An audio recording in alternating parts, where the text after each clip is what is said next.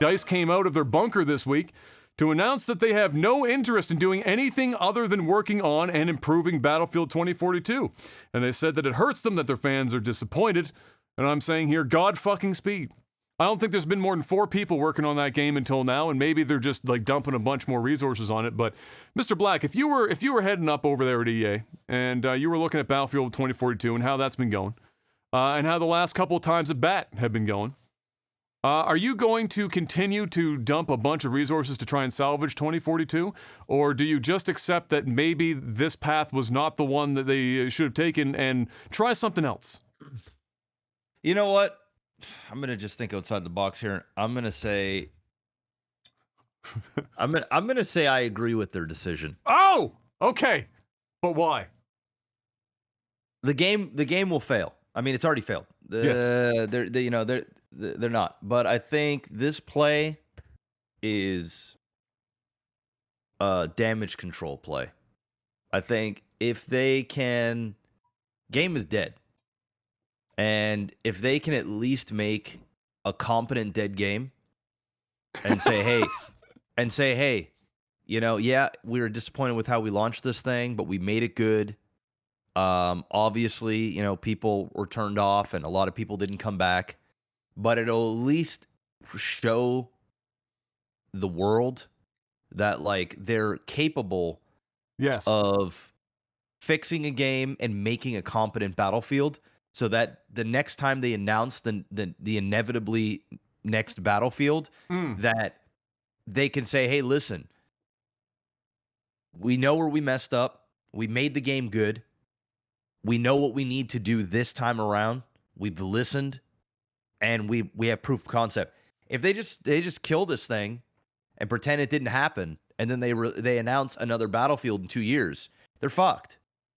They're fucked. I mean, they're probably fucked anyway, but like this is their only saving grace. This is their only chance. So, like, I'm not angry at this decision. I mean, what do we want DICE to do? We want DICE to like run out and make another Battlefield. Well, now. No. I would let it. I feel like I don't disagree. I'm just.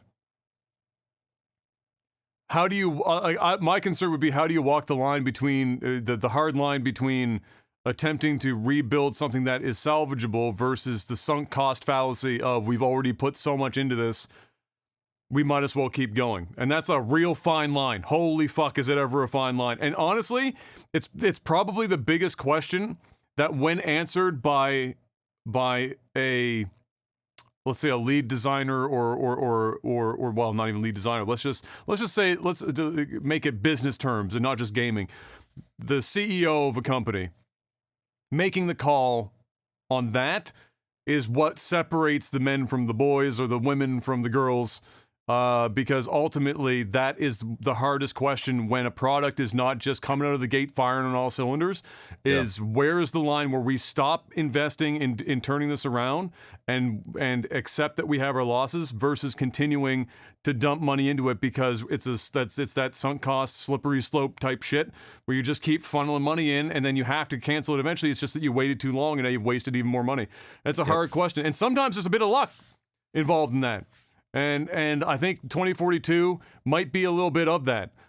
They've got a steep hill. I would love to see them do it because I think the market needs more competition right now. There's not a huge stroke in the upper echelons of the online FPS shooter, especially in a battle royale kind of environment. There's a couple of heavy hitters, and then everything else has just kind of fallen to the wayside. So it'd be nice to see them pull it off, but I don't know. They've got to now go up against, by the time, like, let's say they fix something or they fix it, whatever that means. I don't even know what that means to fix it. Well, now they got to go up against Warzone 2, which is launching like next year. Well, here's the thing. What I'm trying to say is that when they fix it, I don't think they're fixing it in hopes that the game blows up again. I think that they're fixing it to show everybody that like we can actually make. Yeah, they're capable of making a competent game. So the next time, right, they make a game, people can't say, "Well, fucking Battlefield, whatever, which one this is, 1942 or something." 2042. I don't fucking know, bro. At this point, add 100 years. Like, exactly, right? So you know, when they inevitably make this next game, they can at least say we fucked up, but now this game is very good. In fact, we've got this little promotional thing going on right now. If you jump into this game and you're playing this, etc., maybe you're unlocking something for the next game, or if you want to know what we're doing and how it's going to feel, go play this new iteration, because I know you guys aren't playing it now. I don't think this has anything to do with sunken costs. I don't think this has anything to do with diminishing returns. I think it has to do with repairing your reputation as a competent game maker, because this ain't it. If they let this die, I mean, they could go and spend another $20 million on fixing this game, just throwing a number out there, right? Just say 20, we'll say 20 million. He'd spend $20 million patching this game up, making it good. And their return on that 20 million might be 3 million, right? They know they're going to lose the money, but that 20 million might actually equate to 50 million by the time they make this next game, if they can't prove that they actually can make a fucking Battlefield we're playing, because this is just bad. This one is just really, really bad. And there was a lot of hype around this game. People were excited for it, and they let everybody down, bro. They just let everybody down. And you can't blame COVID. You can't blame any of those fucking shit. Game was dog shit. So this, in my opinion, I could be wrong. They might actually think they can make the competent game and make money. I mean, okay, but it ain't going to work. So I think that they know that. And this is their Hail Mary to like save what little reputation they have left. I can agree with that. It's basically like you almost have to look at it like it's marketing budget. 100%. Right, 100%. You're spending money that you don't really know that you're necessarily going to get back in full, but you have to do it anyway, because if you don't, then the repercussions for not having that out there are worse than having not not done it at all. Done it at all, exactly. Yeah. And I think that like the money that they're going to spend to fix it is definitely going to be worth it if they want to continue to make games that people will buy. That people will buy, right?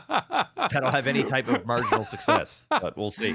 We'll see. All the power to them. I mean, God fucking speed. Like I said, both of us were big fans of Battlefield for years, so like it's not like we're not looking for an opportunity to maybe enjoy some more Battlefield again, but 2042, woo! Yikes! It was a tough one.